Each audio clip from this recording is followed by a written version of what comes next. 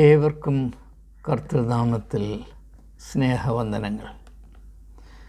ഈ ഞായറാഴ്ച രാവിലെയുള്ള നമ്മുടെ ധ്യാനത്തിന് ആധാരമായി പഴയ നിയമത്തിൽ പുറപ്പാട് പുസ്തകത്തിൻ്റെ 20-ാം അധ്യായത്തിൽ 8, 9, 10 വാക്യങ്ങൾ വായിക്കുന്നു. ശബത്ത് നാളിനെ ശുദ്ധീകരിക്കാൻ ഓർക്കാം. 6 ദിവസവും അധ്വാനിച്ച് നിൻ്റെ വേലയൊക്കെയും ചെയ്യുക. 7-ാം ദിവസം നിൻ്റെ ദൈവമായ യഹോവയുടെ ശബത്താകുന്നു. അന്ന് നീയും നിൻ്റെ പുത്രനും പുത്രിയും നിൻ്റെ വേലക്കാരനും വേലക്കാരത്തിയും നിൻ്റെ കന്നുകാലികളും നിൻ്റെ പടിവാതിൽക്കലുള്ള പരദേശിയും ഒരു വേലയും ചെയ്യരുത്. ഇവിടെ നമ്മുടെ മനസ്സിൽ കുറിക്കേണ്ട ഭാഗം ശബത്ത് നാളിനെ ശുദ്ധീകരിക്കാൻ ഓർക്കുക. അടിവര ഇടേണ്ട വാക്ക് ശുദ്ധീകരിക്കുക. അത് പറയാൻ കാര്യം, അതിനെ മാറ്റിയിട്ട് ശബത്ത് നാളിനെ ആചരിക്കുക എന്നാക്കി കളഞ്ഞു. ആ ഒറ്റ വാക്ക് മാറ്റിയത് കൊണ്ട് എത്ര വലിയ മാറ്റം അല്ലെങ്കിൽ നഷ്ടം സംഭവിച്ചു എന്ന് നിങ്ങൾക്ക് ഒരുപക്ഷെ ഊഹിക്കാവുന്നതാണ്. ഈ വീഡിയോയുടെ ഉള്ളടക്കം നിങ്ങൾ മനസ്സിലാക്കി കഴിയുമ്പോൾ അതിൻ്റെ അപകടം എത്ര വലുതാണ് എന്നൊരു പക്ഷേ മനസ്സിലാക്കാൻ സാധിക്കും. അതിനോട് അനുബന്ധമായിട്ട് പുതിയ നിയമത്തിലേക്ക് നമ്മൾ കടന്നു വരുമ്പോൾ മത്തായിയുടെ സുവിശേഷം 12-ാം അധ്യായത്തിൻ്റെ 1 മുതൽ 5 വരെയുള്ള വാക്യങ്ങൾ ഞാൻ വായിക്കാൻ പോവുകയാണ്. ഇതിൽ നിന്ന് വ്യത്യസ്തമെന്ന് തോന്നാവുന്നതും എന്നാൽ അത്ര വ്യത്യസ്തമല്ലാത്തതുമായൊരു സംഭവം യേശുവിൻ്റെ ജീവിതത്തിൽ സംഭവിച്ചത് ഇവിടെ ചിത്രീകരിക്കപ്പെട്ടിരിക്കുന്നു. 12-ാം അധ്യായത്തിൻ്റെ 1 മുതൽ 5 വരെയുള്ള വാക്യങ്ങൾ. ആ കാലത്ത് യേശു ശബത്തിൽ വിളഭൂമിയിൽ കൂടെ കടന്നുപോയി. അവൻ്റെ ശിഷ്യന്മാർ വിശന്നിട്ട് കതിർ പറിച്ച് തിന്നു തുടങ്ങി. പരീശന്മാർ അത് കണ്ടിട്ട്, ഇതാ ശബത്തിൽ വിഹിതമല്ലാത്തത് നിൻ്റെ ശിഷ്യന്മാർ ചെയ്യുന്നു എന്ന് അവനോട് പറഞ്ഞു. അവൻ അവരോട് പറഞ്ഞത്, ദാവീദ് തനിക്കും കൂടെയുള്ളവർക്കും വിശന്നപ്പോൾ ചെയ്തതെന്ത്? അവൻ ദേവാലയത്തിൽ ചെന്ന് പുരോഹിതർക്ക് മാത്രമല്ലാതെ തനിക്കും കൂടെയുള്ളവർക്കും തിന്മാൻ വിഹിതമല്ലാത്ത കാഴ്ചയപ്പം തിന്നു എന്ന് നിങ്ങൾ വായിച്ചിട്ടില്ലയോ? ഇനിയും യോഹന്നാൻ്റെ സുവിശേഷം 4-ാം അധ്യായത്തിൻ്റെ 24-ാം വാക്യം നമുക്ക് കാണാപ്പാടെ അറിയാവുന്നതാണ്. ദൈവം ആത്മാവാകുന്നു, അവനെ നമസ്കരിക്കുന്നവർ ആത്മാവിലും സത്യത്തിലും നമസ്കരിക്കണം. ഈ 2-3 വാക്യങ്ങളെ ആസ്പദമാക്കി വളരെ ലളിതവും അതേസമയം തന്നെ അനിവാര്യവുമായ ആത്മീയ ചിന്തകളാണ് പങ്കിടുവാൻ താല്പര്യപ്പെടുന്നത്.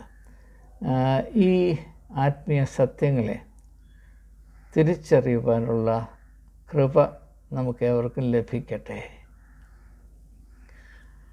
ഞാൻ എൻ്റെ ഒരു അനുഭവത്തിൽ കൂടെ ആരംഭിക്കുന്നതായിരിക്കും ഒരു പക്ഷേ സഹായകരം. ഏതാണ്ട് 10-30 വർഷങ്ങൾക്ക് മുൻപ് ഞാൻ ബാംഗ്ലൂരിൽ ഒരു റെയിൽവേ സ്റ്റേഷനിലെത്തി. ബാംഗ്ലൂരിൽ വൈറ്റ് ഫീൽഡ് എന്ന സ്ഥലത്തൊരു എക്യുമെനിക്കൽ ഇൻസ്റ്റിറ്റ്യൂട്ടുണ്ട്. അവിടെ ഒരു പ്രോഗ്രാം പങ്കെടുത്തിട്ട് എനിക്ക് അവിടെ നിന്ന് മറ്റൊരു സ്ഥലത്തേക്ക് പോകാൻ വേണ്ടി ഒരു റെയിൽവേ സ്റ്റേഷനിൽ വന്ന് ട്രെയിൻ കയറാൻ നോക്കുകയാണ്. അപ്പോൾ എൻ്റെ വണ്ടി വരേണ്ട സമയത്ത് ഒരു വണ്ടി വന്നു. ഞാനതിൽ കയറി. വണ്ടി കുറച്ച് കഴിഞ്ഞപ്പോൾ അപ്പോൾ വന്നു, വലിയ ആൾത്തിരക്കായി, വണ്ടി വിട്ടു. ഞാൻ എൻ്റെ കമ്പാർട്ട്മെൻറ്റ് ഇവിടെ നോക്കാതെ ചാടിക്കയറി. വണ്ടി കുറച്ച് വിട്ട് കഴിഞ്ഞപ്പോൾ ഞാനവരോട് ചോദിച്ചു, ഇന്ന കമ്പാർട്ട്മെൻറ്റ് ഏതാണെന്ന് ചോദിച്ചു. അപ്പോൾ അവർ ഇന്ന സ്ഥലത്ത്. ഞാൻ അവിടെ ചെന്ന് നോക്കിയപ്പോൾ അവിടെ എൻ്റെ പേരില്ല, അവിടെ എനിക്ക് ബർത്തുമില്ല. അപ്പോൾ ഞാൻ അവരോട് ചോദിച്ചു, ഈ വണ്ടി എങ്ങോട്ട് പോകുന്നതാണ്? വണ്ടി വേറെ എങ്ങാണ്ടോട്ടോ പോകുന്നതാണ്. ഞാൻ കയറേണ്ടിയിരുന്ന വണ്ടിയിലല്ല ഞാൻ കയറിയത്, എൻ്റെ ലക്ഷ്യത്തേക്ക് പോകുന്ന വണ്ടിയുമല്ല. പക്ഷേ എൻ്റെ ടിക്കറ്റുണ്ട്, ഞാൻ വണ്ടിയിൽ കയറി, എനിക്കെൻ്റെ സ്ഥാനത്ത് ചെല്ലണമെന്ന് താല്പര്യമുണ്ട്. ഒറ്റ പ്രശ്നമേ ഉള്ളൂ, ഞാൻ കയറിയ വണ്ടി മറ്റെങ്ങോട്ടോ പോകുന്ന വണ്ടിയാണ്. ഇത് നാം ശ്രദ്ധിക്കണം. പ്രത്യേകിച്ച് നമ്മുടെ ആരാധനാ ജീവിതത്തിൽ നാം പ്രത്യേകം ശ്രദ്ധിക്കണം. ഇതൊരു യാഥാർത്ഥ്യമാണ്. ഇത് നിരന്തരമായി ക്രിസ്തീയ ഗോളത്തിൽ സംഭവിച്ചുകൊണ്ടേയിരിക്കുന്ന ഒരു പ്രതിഭാസമാണ്. അതുകൊണ്ട് ഇതിനെപ്പറ്റി നമുക്ക് ഒരു ധാരണയുണ്ടാകണം. ഇപ്പോൾ 10 കൽപ്പനകളിൽ ഉൾപ്പെട്ടിരിക്കുന്ന ഈ ശബത്ത് നാളിനെ ശുദ്ധീകരിക്കണം എന്ന് പറയുന്ന കൽപ്പന, അതിൻ്റെ ഉദ്ദേശം തന്നെ, അതിൻ്റെ ആവശ്യം തന്നെ ശബത്ത് നാളിനെ അല്ലെങ്കിൽ ആരാധനയെ ശുദ്ധീകരിക്കുന്ന ഒരു കരുതൽ മനുഷ്യരുടെ മത അനുഷ്ഠാനങ്ങളിൽ, മതജീവിതത്തിൽ ഉണ്ടാകാൻ സാധ്യത വളരെ കുറവായതുകൊണ്ടാണ്. ഇപ്പോൾ എല്ലാവരും സത്യത്തിലും ആത്മാവിലുമാണ് ദൈവത്തെ ആരാധിക്കുന്നത് എങ്കിൽ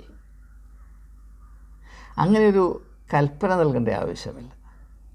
മനുഷ്യൻ ആരാധിക്കുമ്പോൾ ആ ആരാധനയിൽ കാര്യമായ പാളിച്ചകൾ, പ്രമാദമായ തെറ്റുകൾ,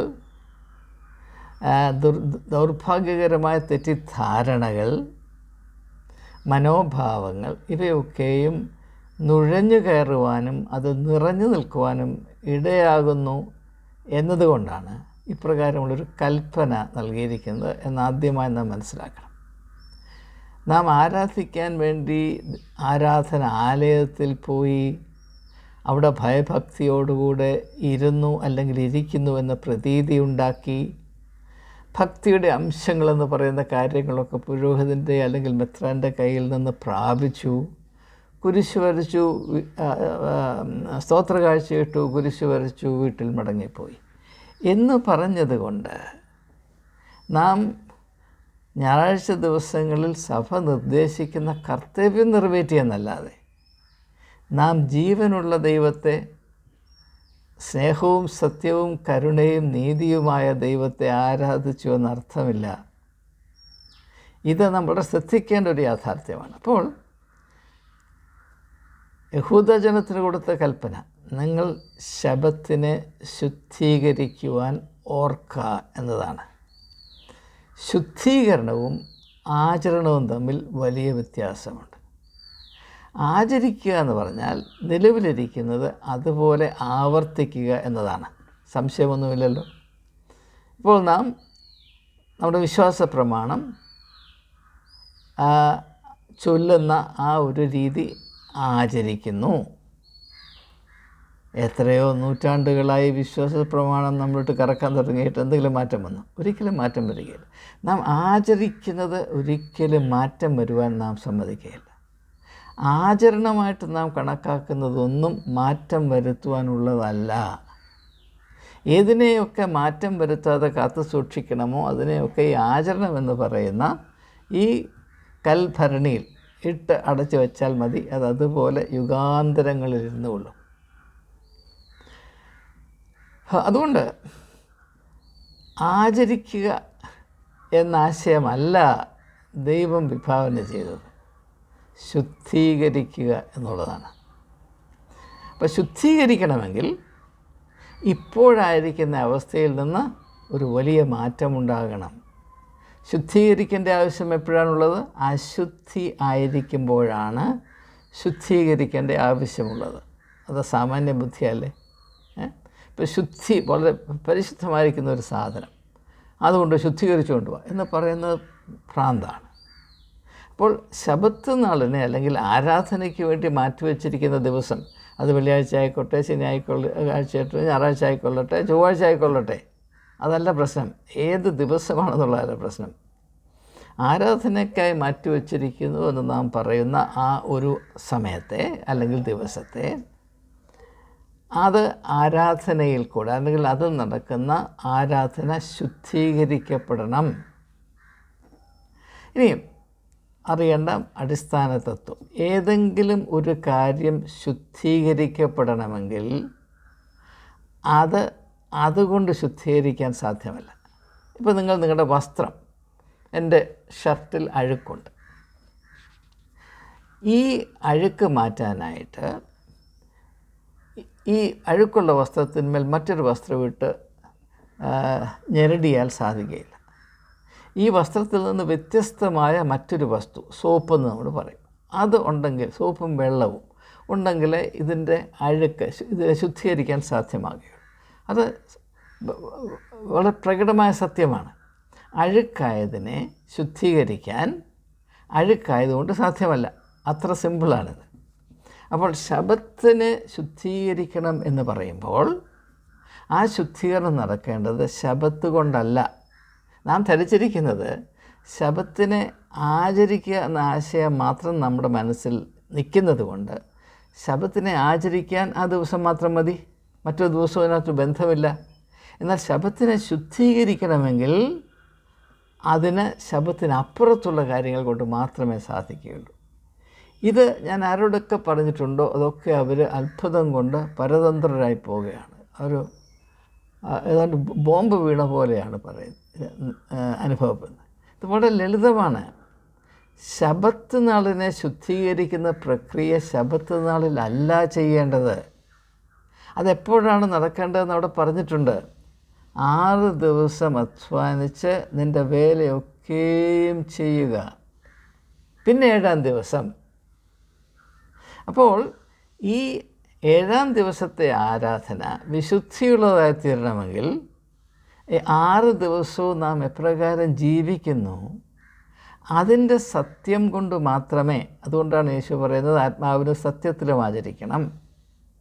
ആഴ്ചവട്ടം മുഴുവനും അസത്യവും കള്ളവും വഞ്ചനയും മനുഷ്യർക്ക് നിരക്കാത്ത പണിയെല്ലാം കാണിച്ചും വെച്ച് ഞായറാഴ്ച രാവിലെ ഭക്തിയുടെ മൂടുപടം അണിഞ്ഞ് അവിടെ വന്നിരുന്ന് ചില കർമ്മങ്ങൾ ചെയ്ത് അങ്ങനെ തിരിച്ചു പോകുമ്പോൾ ശബത്തിനെ ശുദ്ധീകരിക്കുകയാണോ നിങ്ങളെ അശുദ്ധീകരിക്കുകയാണോ ചെയ്തത്?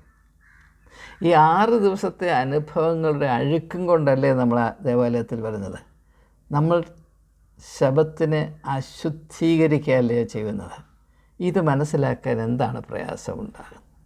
അതുകൊണ്ട് അത് വലിയ എന്നതുകൊണ്ട് കൽപ്പന പുരോഹിതവർഗം തിരുത്തിയെഴുതി. നിങ്ങളിത് മനസ്സിലാക്കണം. ഞാൻ സത്യം പറയുമ്പോൾ ആരോടെങ്കിലും വിരോധമുണ്ടായിട്ടാണ് എന്ന് പറഞ്ഞ് നിങ്ങൾ കൊച്ചാക്കരുത്. അത് സത്യത്തെ സ്വീകരിക്കാനുള്ള നിങ്ങളുടെ വൈഷമ്യത്തെ മാത്രം വിളിച്ചറിയിക്കുന്നു.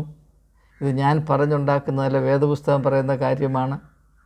നിങ്ങളോട് ആരെങ്കിലും ഏതെങ്കിലും ഒരു പുരോഹിതൻ പറഞ്ഞിട്ടുണ്ടോ ശബത്ത് നാളിനെ ശുദ്ധീകരിക്കാൻ ഇങ്ങോട്ട് വരണമെന്ന്? ശബത്ത് നാളിനെ ആചരിക്കണമെന്ന് മാത്രമേ ഒരു പുരോഹിതന് പറയാൻ കഴിയുകയുള്ളൂ. കാരണം ഒരു പുരോഹിതൻ്റെ പരിധിയിൽ നിൽക്കുന്നത് എന്ന് അവർ തന്നെ നിശ്ചയിക്കുന്നത്, ശഠിക്കുന്നത് ഞായറാഴ്ച മാത്രമാണ്, അല്ലെങ്കിൽ ശബത്ത് നാൾ മാത്രമാണ്. ബാക്കിയുള്ള ദിവസങ്ങളിൽ എന്ത് സംഭവിക്കുന്നു എന്നതിനെപ്പറ്റി പുരോഹിതന് യാതൊരു അറിവുമില്ല, അറിയാൻ താല്പര്യവുമില്ല, ചുമതലയുമില്ല. അപ്പം അതുകൊണ്ട് ശബത്തിനെ ശുദ്ധീകരിക്കണമെന്ന് നിങ്ങൾ പറയുവാൻ ഒരു പുരോഹിതനും ഒരു മെത്താനും സാധ്യമല്ല. കാരണം ഞാൻ ആ പറഞ്ഞ തത്വമനുസരിച്ച് നാം ചിന്തിക്കുമ്പോൾ തത്വങ്ങളനുസരിച്ച് വേണം ചിന്തിക്കാൻ, അല്ലാതെ വികാരം കൊണ്ടല്ല ചിന്തിക്കേണ്ടത്. തത്വങ്ങൾ, ദ ടൂൾസ് ഓഫ് തോട്ട്. എന്താണ്? ഏതെങ്കിലും ഒന്നിനെ ശുദ്ധീകരിക്കണമെങ്കിൽ അതിൽ നിന്ന് വ്യത്യസ്തമായ മറ്റെന്തുകൊണ്ടോ മാത്രമേ അതിനെ ശുദ്ധീകരിക്കാൻ സാധ്യമാകുകയുള്ളൂ. അഴുക്ക് പുരണ്ട ഒരു തുണിയെ മറ്റ് അഴുക്ക് പുരണ്ട ഒരു തുണി കൊണ്ട് ശുദ്ധീകരിക്കാൻ സാധ്യമല്ല. അത് സോപ്പും വെള്ളവും കൊണ്ട് ശുദ്ധീകരിക്കണം. അത്രമാത്രം സിമ്പിളാണിത്. അപ്പോൾ ശബത്ത് നാളിനെ ശുദ്ധീകരിക്കണമെന്ന് വിശ്വാസ സമൂഹത്തോട് പറയാൻ പുരോഹിത വർഗത്തിന് യാതൊരു വിധത്തിലും സാധ്യമല്ലാത്തത് കൊണ്ടാണ് അവർ വചനം തിരുത്തി എഴുതിയത്. നിങ്ങൾ ഒരു പരീക്ഷണം എന്ന നിലയിൽ ഒരു 100 ക്രിസ്ത്യാനി സഹോദരന്മാരോട് ചോദിക്കണം, ശബത്ത് നാളിന് ശുദ്ധീകരിക്കണമെന്നാണോ അതോ ആചരിക്കണമെന്നാണോ 10 കൽപ്പനയിൽ എഴുതിയിരിക്കുന്നത്? 100-ൽ 100 പറയും ആചരിക്കണമെന്നാണ്. ശുദ്ധീകരിക്കണമെന്നാരും പറയില്ല. എനിക്ക് നല്ല നിശ്ചയമാണ്. കാരണം അത് മാത്രമേ അവർ കേട്ടിട്ടുള്ളൂ. അപ്പോൾ ഇത് പ്രത്യേകമായി നാം മനസ്സിലാക്കണം. അപ്പോൾ ആ ഒരു യാഥാർത്ഥ്യം യേശുവിനെ നന്നേ അലട്ടിയിരുന്നു. കാരണം ദൈവികമായ ലക്ഷ്യങ്ങളെ വക്രീകരിക്കുക അല്ലെ വികൃതമാക്കുക, അത് ചില ആളുകളുടെ കൈകാര്യം ചെയ്യുന്ന വിധത്തിന് ഇണങ്ങത്തക്ക വിധത്തിൽ അതിനെ ഒരു പരുവപ്പെടുത്തിയെടുക്കുക പുരോഹിത വർഗത്തിൻ്റെ എക്കാലത്തുമുള്ള തന്ത്രമായിരുന്നു. അതുകൊണ്ട് തന്നെ യേശു ശബത്ത് എന്നാൽ എന്ത് എന്നതിനെപ്പറ്റി ഒരു വിവാദം മനഃപൂർവ്വമായി ഉണ്ടാക്കി. അത് നിങ്ങൾ 4 സുവിശേഷങ്ങൾ വായിച്ചിട്ടുണ്ടെങ്കിൽ നിങ്ങൾക്ക് മനസ്സിലാവും. ഒരു ചെറിയ ഉദാഹരണം പറഞ്ഞാൽ, യേശു സൗഖ്യദായ ശുശ്രൂഷ നടത്തി. ഇതിൽ ബഹുഭൂരിപക്ഷവും യഹൂദന്മാരുടെ ശബത്തിലാണ് നിർവഹിച്ചത്. അത് മറ്റ് 6 ദിവസങ്ങളിലും ചെയ്യാമായിരുന്നു. പക്ഷേ അതിന് പകരം ഏറ്റവും കൂടുതൽ സൗഖ്യദായ ശുശ്രൂഷ ശബത്ത് നാളിൽ ചെയ്യുവാൻ യേശു തിരഞ്ഞെടുത്തത് എന്തുകൊണ്ടാണ്? ശബത്തിനെ പറ്റി ഒരു കോൺട്രവേഴ്സി ഉണ്ടാക്കണം. അങ്ങനെ ഒരു കോൺട്രവേഴ്സി അല്ലെങ്കിൽ ഒരു വിവാദം ഉണ്ടാക്കുന്നതിൽ കൂടെ ഇതിൻ്റെ സത്യം എന്ത് എന്നറിയുവാനുള്ള ഒരു ജിജ്ഞാസ മനുഷ്യരുടെ മനസ്സിൽ ജനിപ്പിക്കണം. ഇതൊരു ആത്മീയമായ കടമയാണ് എന്ന് ഇന്നും നാം തിരിച്ചറിയുന്നില്ല. അങ്ങനെ വിവാദമുണ്ടാക്കുന്നവർ മതത്തിനെതിരാണ് എന്ന് ഒരു പുരോഹിതനോ മിത്രാനോ പറഞ്ഞാൽ ബഹുഭൂരിപക്ഷം ക്രിസ്ത്യാനികളും അങ്ങനെ തന്നെയാണ്, അവനെ തീ വെച്ച് കൊല്ലണം എന്ന് പറയുന്ന ഒരു സമീപനമാണ്. കാരണം ഇങ്ങനെയുള്ള കാര്യങ്ങൾ മനസ്സിലാക്കാൻ ശ്രമിച്ചിട്ടില്ല എന്നതുകൊണ്ട് തന്നെ. അപ്പോൾ യേശു ഇങ്ങനെയുള്ള കാര്യങ്ങളെപ്പറ്റി മനഃപൂർവ്വമായി വിവാദങ്ങൾ ഉണർത്തിയിരുന്നു. അതിന് ഉപോത്ബലകമായ ഒരു സംഭവമാണ് മത്തായിയുടെ സുവിശേഷം 12-ാം അധ്യായത്തിൻ്റെ 1 മുതൽ 5 വരെയുള്ള വാക്യങ്ങൾ ഞാൻ വായിച്ച് കേൾപ്പിച്ച ഭാഗം. യേശു തൻ്റെ ശിഷ്യന്മാരുമായി കടന്നു പോകെ അവൻ്റെ ശിഷ്യന്മാർ ഞായറാഴ്ച ദിവസം, അന്നത്തെ ശബത്ത് നാളിൽ, യഹൂദിൻ്റെ ശബത്ത് നാളിൽ ശനിയാഴ്ച വിശന്നപ്പോൾ അവർ കതിർ പറിച്ച് തിന്നു. അപ്പോൾ യഹൂദന്മാരുടെ ശബത്തിനെ സംബന്ധിച്ചുള്ള നിയമമനുസരിച്ച് ഒരു പണിയും ചെയ്യാൻ പാടില്ല. ഇപ്പം അവിടെ വിളഞ്ഞു നിൽക്കുന്ന കതിര് പറിച്ച് തിന്നുന്നതൊരു ജോലിയാണ്. അത് പാടില്ല. അത് ദൈവത്തിന് വലിയ അപമാനം വരുത്തുന്ന ഒരു കാര്യമാണ്. ഞാൻ നിങ്ങളോട് ചോദിക്കട്ടെ, നിങ്ങൾ യാത്ര പോവുകയാണ്, ഞായറാഴ്ചയായിപ്പോയി, നിങ്ങൾ നിത്യസ്ഥാനത്തെത്തിയില്ല, കയ്യിൽ ആഹാരമില്ല, അവിടെ ഒരു പേരച്ചെടി കണ്ടു, അല്ലെങ്കിൽ ഒരു ഓമ കണ്ടു, അതിൽ പേരയ്ക്ക പഴുത്ത് നിൽക്കുന്നു, ഓമയ്ക്ക പഴുത്ത് നിൽക്കുന്നു. അത് പറിച്ച് തിന്നാൽ പാപമാണോ? അത് പറിച്ച് തിന്നാൽ ശബത്ത് എങ്ങനെയാണ് അശുദ്ധമാകുന്നത്? നിങ്ങളൊന്ന് ആലോചിച്ച് നോക്കി. അതിനകത്ത് എന്തെങ്കിലും യുക്തിയുണ്ടോ? പക്ഷേ യുക്തി ആവശ്യമില്ല. പുരോഹിതൻ പറയുന്നതാണ് അന്തിമമായ സത്യം. അതിനപ്പുറത്ത് അതെന്താണെന്ന് ചോദിക്കാൻ, ചിന്തിക്കാൻ മനുഷ്യന് അവകാശമില്ല. അതിനെയാണ് യേശു ചോദ്യം ചെയ്തത്. നിങ്ങൾ മനസ്സിലാക്കണം. മനുഷ്യൻ്റെ ആവശ്യങ്ങളെ കൊച്ചാക്കി മതസംവിധാനത്തിൻ്റെ താല്പര്യം മാത്രം ഊതി വീർപ്പിച്ച് മതത്തെ മനുഷ്യനെടുക്കാൻ വയ്യാത്ത ഒരു ഭാരമാക്കി, അവനെ വീർപ്പ് മുട്ടിക്കുന്ന ഒരു പ്രതിഭാസമാക്കി മാറ്റിയിരിക്കുന്ന ഈ ഒരു അനീതിക്കെതിരെ യേശു ശബ്ദമുയർത്തി എന്നത് വളരെ ശ്രദ്ധേയമാണ്. നമ്മുടെ ഇടയിൽ ഇത് അവഗണിക്കപ്പെട്ട് കിടക്കുന്നു. അപ്പോൾ അങ്ങനെ നിങ്ങൾ ശബത്തിനെപ്പറ്റി പരമ്പരാഗതമായി പ്രാപിച്ചിരിക്കുന്ന ആശയങ്ങളും സങ്കല്പങ്ങളും അസ്ഥാനത്താണ്. ഇതായിരുന്നില്ല ഇതിൻ്റെ ഉദ്ദേശം. അവിടെ അതിൻ്റെ ഒരു വശം ഞാൻ സൂചിപ്പിക്കേണ്ട അത്യാവശ്യമുള്ളത് കൊണ്ട് മാത്രം. ശബത്ത് നാളിൽ ഒരു വേലയും ചെയ്തില്ല എന്നതുകൊണ്ട് എന്തെങ്കിലും ആത്മീയമായ മഹത്വമുണ്ടോ? ഒന്നും ചെയ്യുന്നില്ല. അത് ഇംഗ്ലീഷിൽ സ്റ്റെറൈൽ വെർച്യു എന്ന് പറയും. Sterile virtue. ഞാൻ ഒന്നും ചെയ്യുന്നില്ല. ശബത്ത് നാളിൽ ഞാൻ രണ്ടും കൈ കെട്ടിയിരിക്കുകയാണ്. നിഷ്ക്രിയതയിൽ എന്തെങ്കിലും മഹത്വമുണ്ടോ? ശബത്ത് നാളിനെ ശുദ്ധീകരിക്കാൻ ഓർക്കുക എന്നാണ് കൽപ്പനയെങ്കിൽ ഒന്നും ചെയ്യാതിരിക്കുക. അത് പരീശന്മാരുടെ കാര്യമാണ്, ഒന്നും ചെയ്യാതിരിക്കുക. അങ്ങനെയാണോ ശബത്തിനെ ശുദ്ധീകരിക്കേണ്ടത് എന്ന ചോദ്യമാണ് യേശു ഇവിടെ ഉയർത്തുന്നത്. എന്തുകൊണ്ടാണ് പുരോഹിതവർഗം ശബത്തിനെ ഇപ്രകാരം മിസ്ഇൻറ്റർപ്രറ്റ് ചെയ്തത്, തെറ്റായ വിധത്തിൽ വിവക്ഷിച്ചത്? ആളുകൾ അധ്വാനിക്കാതിരിക്കുക എന്നത് അവരെ ദേവാലയത്തിലേക്ക് കൊണ്ടുവരുവാൻ അല്ലെങ്കിൽ ദേവാലയത്തിലേക്ക് കടന്നു വരുവാൻ പ്രേരിപ്പിക്കുന്ന ഒരു ഘടകമായതുകൊണ്ട് മാത്രമാണ്. അല്ലാതെ അധ്വാനം പാപമായിട്ടല്ല. ഇത് സ്ഥാപിത താല്പര്യങ്ങളുടെ നിലനിൽപ്പിന് വേണ്ടിയും അതിന് സഹായകരമായിട്ട് മാത്രമുണ്ടാക്കിയ ഒരു മിസ്ഇൻറ്റർപ്രിറ്റേഷനാണെന്ന് മനസ്സിലാക്കുക. ഞാൻ ചെറുപ്പം മുതലേ വളരെയധികം എന്നെ അലട്ടിയിട്ടുള്ളൊരു കാര്യം ഇതാണ്. ഞായറാഴ്ച ഒന്നും ചെയ്യരുത്. ഒരു പുസ്തകം തുറന്ന് വായിച്ചാൽ പാപമാണ്. അതേസമയം കുശുമ്പും കുന്നായ്മയും പറയുന്നു, സിനിമ കാണുന്നു, മറ്റുള്ള കാര്യങ്ങളൊക്കെ ചെയ്തു. പക്ഷേ അർത്ഥവത്തായ എന്തെങ്കിലും ചെയ്താൽ ആ പാപമാണ്. ഇതൊരിക്കലും എനിക്ക് ഒരു പക്ഷേ 7 വയസ്സ് 8 വയസ്സുള്ളപ്പോൾ തൊട്ടേ ഇതൊരു വലിയ അബദ്ധമാണല്ലോ. പക്ഷെ അന്നൊന്നും ഇതിൻ്റെ തത്വങ്ങൾ എനിക്കറിയാൻ വയ്യായിരുന്നു. പക്ഷേ എൻ്റെ ആത്മാവിൻ്റെ ഉള്ളിൽ എനിക്ക് തിരിച്ചറിയാമായിരുന്നു, ഇതൊക്കെ വെറും മണ്ടത്തരമാണ്, ഇത് മനുഷ്യൻ്റെ ഭോഷത്തരമാണ് എന്നെനിക്ക് വ്യക്തമായ ധാരണയുണ്ടായിരുന്നു. അപ്പോൾ ഇതിൻ്റെ എല്ലാം പശ്ചാത്തലത്തിൽ നാം ഞായറാഴ്ച ആരാധനയ്ക്കായി മാറ്റിവെച്ചിരിക്കുന്ന ദിവസമായതുകൊണ്ട് ആരാധന എല്ലാ ക്രിസ്ത്യാനികളുടെയും വിശ്വാസിയുടെയും കടമ ആണ് എന്ന് നാം എല്ലാവരും ധരിക്കുകയും അങ്ങനെ തന്നെ നമ്മളെ ധരിപ്പിക്കുകയും ചെയ്തിരിക്കുന്നത് കൊണ്ട് ആരാധന എന്തായിരിക്കണം, എങ്ങനെ ആയിരിക്കണം എന്നതിനെപ്പറ്റി ഒരു വ്യക്തത നമുക്കുണ്ടാകണ്ടേ? അല്ലെങ്കിൽ എനിക്ക് പറ്റിയതുപോലെ ബാംഗ്ലൂർ റെയിൽവേ സ്റ്റേഷനിൽ തെറ്റായ ഒരു ട്രെയിനിൽ കയറിയാണ് നാം സഞ്ചരിക്കുന്നതെങ്കിലോ, നാം എത്ര ആത്മാർത്ഥതയോടുകൂടി ആരാധിച്ചാലും ആരാധനയെ നാം ചെയ്യുന്നത് അടിസ്ഥാനരഹിതമായ വിധത്തിലാണ്, അല്ലെങ്കിൽ തികച്ചും തെറ്റായ വിധത്തിലാണ് എങ്കിൽ ആജീവനാന്തം നാം നടത്തുന്ന ആരാധന വൃഥായായി പോകുമല്ലോ. നമ്മുടെ സമയവും ജീവനും വൃഥായായി പോകുമല്ലോ. അതിനെപ്പറ്റി നമുക്ക് ചിന്തയുണ്ടാകണം. നമ്മൾ ട്രെയിനിൽ കയറിയെന്ന് പറഞ്ഞുകൊണ്ടായില്ല ഈ ട്രെയിൻ എങ്ങോട്ട് പോകുന്നതാണ് എന്നുകൂടി ഒരു ചിന്ത, ഒരു തിരിച്ചറിവ് നമുക്കുണ്ടാകണ്ടേ. അതുകൊണ്ടാണ് യേശു പ്രത്യേകമായി ആരാധന എന്താണ്, എങ്ങനെ ആയിരിക്കണം എന്നതിനെപ്പറ്റി വളരെ മനോഹരമായ ഒരു വെളിപ്പെടുത്തൽ, അത് അതിശയങ്ങളിൽ അതിശയം, ഒരു അന്യജാതി സ്ത്രീയോടാണ് ഈ വെളിപ്പെടുത്തൽ നടത്തുന്നത്. പരീശന്മാരോടല്ല, ശാസ്ത്രിമാരോടല്ല, മഹാപുരോഹിതനോടല്ല, തൻ്റെ ശിഷ്യന്മാരോട് പോലുമല്ല. ഒരു ശമര്യക്കാരി സ്ത്രീയാണ്. അവൾ ആരാണ്? പാപികളിൽ പാപികളെന്ന് പറഞ്ഞ് സമൂഹം അവളെ ചവിട്ടി മെതിച്ചിട്ടിരിക്കുകയാണ്. 4 പേരുടെ മുഖത്ത് നോക്കാൻ ആത്മധൈര്യമില്ലാത്തവൾ. അതുകൊണ്ടാണ് ആരുമില്ലാത്ത തക്കം നോക്കി അവൾ യാക്കോബിൻ്റെ കിണറിൽ വന്നല്പം വെള്ളം കോരി വീട്ടിൽ പോകാം എന്ന് വിചാരിച്ച് വന്നത്. മനസ്സിലാക്കണം, അങ്ങനെ ഒരു സാഹചര്യമാണ്. ഇത് അത്ഭുതങ്ങളുടെ അത്ഭുതമാണ്. അവളോടാണ് യേശു പറയുന്നത്, ദൈവം ആത്മാവാകുന്നു, അവനെ നമസ്കരിക്കുന്നവർ ആത്മാവിലും സത്യത്തിലും നമസ്കരിക്കണം. അതിൻ്റെ അർത്ഥം എന്താണ്? ഒരു കാര്യം വളരെ വ്യക്തമാണ്.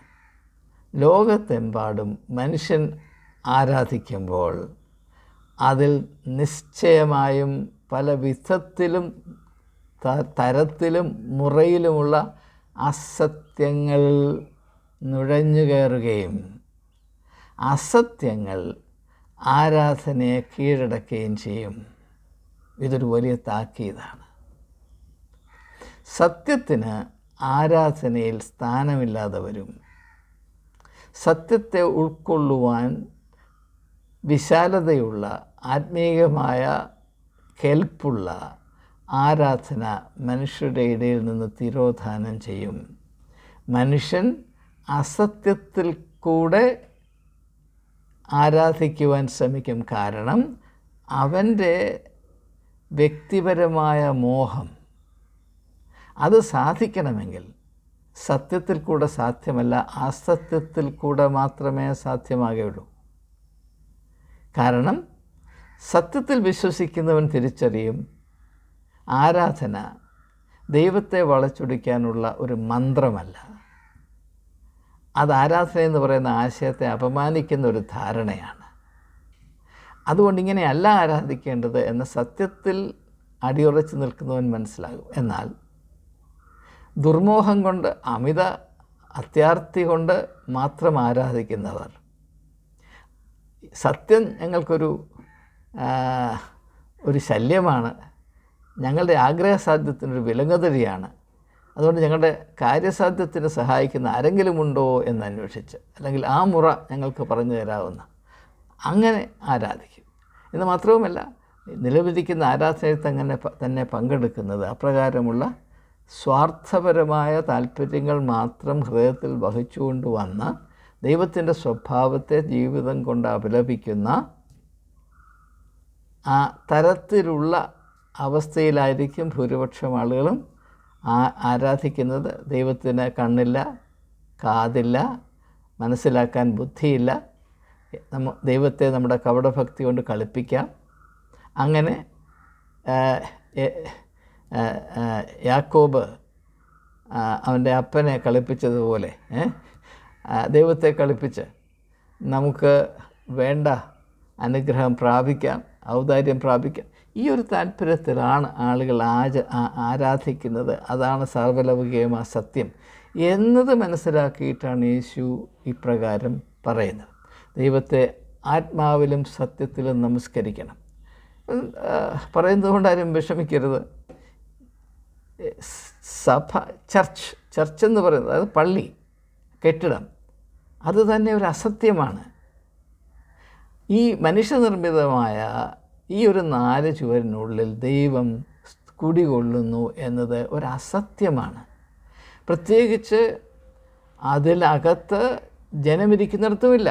അതിവിശ്വസ സ്ഥലം, അതായത് പുരോഹിതന് മാത്രം കയറി നിൽക്കാനുള്ള അതിവിശ്വസ സ്ഥലത്ത് മാത്രം ദൈവം ഇരിക്കുന്നത് പറയുന്നത് പച്ചക്കള്ളമാണ്. ആ കള്ളം പറയുന്നത് എന്തിനാണ്? പുരോഹിത വർഗത്തിന് ദൈവത്തോട് അടുത്ത് നിൽക്കാനുള്ള പ്രത്യേകമായ ഒരു ആനുകൂല്യമുണ്ട്. അതുകൊണ്ട് ഞങ്ങളിൽ കൂടെ മാത്രമേ ദൈവത്തെ സമീപിക്കാവൂ എന്ന ജനങ്ങളെ പറയാതെ പറഞ്ഞ് മനസ്സിലാക്കാൻ ഒരു ക്രമീകരണം മാത്രമാണിത്. ഇത് പച്ചക്കള്ളമാണ്. അതുപോലെ തന്നെ നമുക്കറിയാം ഈ സക്രമെൻ്റ് എന്നുള്ളത്, ഞാനിതിനെപ്പറ്റി മുമ്പൊരു വീഡിയോ ചെയ്തിട്ടുണ്ട്, അതുകൊണ്ട് ഞാനതിനെപ്പറ്റി പറയുന്നില്ല. നിങ്ങൾ സത്യസന്ധമായി ഇതിനെ പരിശോധിച്ചാൽ മനസ്സിലാകും. യേശു വിഭാവന ചെയ്തതും ഇതും തമ്മിൽ ഒരു ബന്ധവുമില്ല. അതിൻ്റെ തന്നെ തുടർച്ചയാണെന്ന് പറയുന്നത് അതിൽ തന്നെ ഒരു പച്ചക്കള്ളമാണ്. അതിനകത്തൊരു1000 കള്ളമുണ്ട്. ഞാൻ വീണ്ടും അങ്ങോട്ട് പോകുന്നില്ല. നമ്മുടെ പ്രാർത്ഥന, നാം കപടഭക്തിയിലിരുന്നാണ് പ്രാർത്ഥന. കപടഭക്തി എന്താണ്? അസത്യത്തിൽ കൂടെ നടത്തുന്ന ഭക്തി. നാം പ്രാർത്ഥിക്കാനിരിക്കുമ്പോൾ നമ്മളെല്ലാവരും പരിശുദ്ധരാണ്. അത് കഴിഞ്ഞാലോ തീർന്നു. അതുപോലെ തന്നെ പണം, സഭയിൽ കൂടെ നടത്തുന്ന ആരാധനയുടെ ഏറ്റവും പ്രധാനപ്പെട്ട ഭാഗം സക്രമന്തല്ല, പണമാണ്. അങ്ങനെ മറ്റും ഇത് പറയുന്നതിൽ എൻ്റെ ആത്മാവ് ദുഃഖിക്കുന്നു. പക്ഷെ പറയാതിരിക്കാൻ നിവൃത്തിയില്ല. അതുകൊണ്ടാണ് ദൈവത്തെ സത്യത്തിൽ ആരാധിക്കണമെന്ന് പറയുന്നത്. ഇത് മുഴുവനും പ്രഹസനമാണ്. ഇത് മുഴുവനും ദൈവത്തിൻ്റെ സ്വഭാവത്തോട് നിരക്കാത്തതാണ്. ദൈവത്തെ പണം കൊണ്ട് വാങ്ങിക്കാമെന്ന് പറയുന്ന മനുഷ്യനെ നാം എന്ത് ചെയ്യണം? നിങ്ങൾ പറ. പക്ഷെ നമ്മളെ അത് ബാധിക്കുന്നില്ല. കാരണം നമ്മളെല്ലാവരും അത് ചെയ്യാൻ തയ്യാറാണ്. അതുകൊണ്ടാണ് ദൈവത്തെ അപമാനിക്കാൻ, ഘോരമായി അപമാനിക്കാൻ മറ്റൊന്നും വേണ്ട. പണം കൊണ്ട് വാങ്ങിക്കുക. നമ്മുടെ സർക്കാർ ഓഫീസിൽ പോകുമ്പോൾ അവിടെ ഇരിക്കുന്ന ലോവർ ഡിവിഷൻ ക്ലാർക്കിന് കൈക്കൂലി കൊടുത്ത് വാങ്ങിക്കുന്നത്, ഫയൽ നീക്കുന്നത് പോലെയാണ് ദൈവത്തിൻ്റെ അടുത്ത് നാം പ്രാർത്ഥിക്കാനിരിക്കുന്നത്. മനസ്സിലാക്കുക. ഈ ഒരു അപമാനം ഞായറാഴ്ച ഇത് ചെയ്യുക, ഞായറാഴ്ച ശുദ്ധീകരിക്കുകയാണ്. മനസ്സിലാക്കുക. അപ്പോൾ എന്താണ് ഇനിയും പറയുന്നത്? സത്യത്തിലും ആത്മാവിലും നമസ്കരിക്കണം. ആത്മാവിൽ നമസ്കരിക്കുക എന്ന് പറഞ്ഞാൽ അർത്ഥം എന്താണ്? യോഹന്നാൻ്റെ സുവിശേഷം 3-ാം അധ്യായത്തിൽ ആത്മാവിനെ കാറ്റിനോട് ഉപമിക്കുന്നുണ്ട് കർത്താവ് തന്നെ. ആരുടെയും നിയന്ത്രണത്തിൽ മനുഷ്യനിർമ്മിതമായ ഒരു ചട്ടക്കൂടിൻ്റെയും ഉള്ളിൽ മനുഷ്യൻ്റെ ഹിതത്തിന് വഴങ്ങി നിൽക്കുന്ന ഒരു പ്രതിഭാസമല്ല ആത്മാവ്. അങ്ങനെയെങ്കിൽ ഈ ശബത്ത് നാളിൽ നടത്തുന്ന ആരാധനാക്രമം, അതിനകത്ത് പരിശുദ്ധാത്മാവ് ഒതുങ്ങി നിൽക്കുമെന്നാണ് നിങ്ങൾ പറയുന്നത്. അങ്ങനെയല്ലേ ധരിപ്പിച്ച് വച്ചിരിക്കുന്നത്? ഇപ്പോൾ സക്രമന്ത് നടക്കുമ്പോൾ, കുർബാന നടക്കുമ്പോൾ, ദിവ്യബലി നടക്കുമ്പോൾ പുരോഹിതൻ കൈവിറപ്പിച്ച ആത്മാവിനെ നിയന്ത്രിച്ച് അവിടെ കൊണ്ടിരുത്തുകയാണ്. അത് മന്ത്രവാദമാണ്. അങ്ങനെയൊന്നും യേശു ചെയ്തില്ല. അവൻ അപ്പം എടുത്തു നുറുക്കി ഇതെൻ്റെ ശരീരമാണെന്ന് പറഞ്ഞു, അത്രേ ഉള്ളൂ. ആത്മാവിനെ ഇങ്ങനെ വിറപ്പിച്ചൊന്നും യേശു നടത്തിയില്ല. ഇതൊക്കെ വെറും നാടകമാണ്. കാണുന്നവർ വിചാരിക്കും, അയ്യോ ആത്മാവിതാ ഈ അച്ഛൻ്റെ അല്ല ഈ മെത്രാൻ്റെ കയ്യിൽ കടന്ന് വിറയ്ക്കുന്നു, അയ്യോ. അപ്പോൾ ഇത് ആത്മാവെന്ന് പറഞ്ഞ അർത്ഥം എന്താണ്? എന്തുകൊണ്ടാണ് ആത്മാവ് ഒരു വ്യക്തിയുടെയോ ഒരു സമൂഹത്തിൻ്റെയോ നിയന്ത്രണത്തിൽ നിൽക്കാത്തത്? സുപ്രധാനമായ ഒരാശയം ഞാൻ നിങ്ങളോട് പങ്കിട്ടുകൊള്ളട്ടെ. ആത്മാവ് എന്നത് ഇത് ദൈവത്തിൻ്റെ ആത്മാവാകയാൽ, ദൈവം സൃഷ്ടികർത്താവാകയാൽ എല്ലാറ്റിലും ഒന്നുപോലെ പരിവർത്തിക്കുന്ന ദൈവത്തിൻ്റെ സാന്നിധ്യമാണ് ഈ പരിശുദ്ധാത്മാവ്. ദൈവത്തിൻ്റെ ഊർജ്ജമാണ് ഈ പരിശുദ്ധാത്മാവ്. അതിനെ ഒരു വിരൽത്തുമ്പിൽ അല്ലെങ്കിൽ 10 വിരലുകളുടെ തുമ്പിൽ ഒതുക്കാമെന്നാണ് ഈ പറയുന്നത്. അതിനേക്കാൾ വലിയ കള്ളമുണ്ടോ? ആത്മാവിൽ ആരാധിക്കുന്നവൻ സകല വിഭാഗീയ ചിന്തകളെയും അപമാനം എന്ന് തിരിച്ചറിഞ്ഞ് വലിച്ചെറിഞ്ഞു കളയും. യേശു പരിശുദ്ധാത്മാവിൻ്റെ നിറവിൽ പ്രവർത്തിച്ചത് കൊണ്ടാണ് യഹൂദ മതത്തിൻ്റെ ചട്ടക്കൂടിനുള്ളിൽ നിന്ന് പ്രവർത്തിക്കുവാൻ വിസമ്മതിച്ചത്. യഹൂദന്മാരുണ്ടാക്കിയ സകല വിഭാഗീയ മതിലുകളും അതിജീവിച്ചത്. അല്ലെങ്കിൽ ശമര്യക്കാര സ്ത്രീയുമായിട്ട് യേശു സംസാരിക്കുമായിരുന്നു, അല്ലെങ്കിൽ കനാന്യ സ്ത്രീയുടെ മകൾക്ക് സൗഖ്യം വരുമായിരുന്നു, അല്ലെങ്കിൽ റോമൻ ശതാധിപൻ്റെ ഭൃത്യന് ഗുണം ലഭിക്കുമായിരുന്നു, അല്ലെങ്കിൽ നാം ക്രിസ്ത്യാനികളാകുമായിരുന്നു, നാം യേശുവിനെ അറിയുമായിരുന്നു. ആത്മാവിലാകുക എന്ന് പറഞ്ഞാൽ മനുഷ്യൻ്റെ സങ്കുചിതമായ മനസ്സിൽ നിന്ന് ഉടലെടുക്കുന്ന ഈ വേർപാടിൻ്റെ ചുവരുകൾ, ഭിത്തികൾ, അതിനെ പൊളിച്ച് കളയുക. ഇപ്പോൾ നമ്മെ പഠിപ്പിച്ചിരിക്കുന്നത്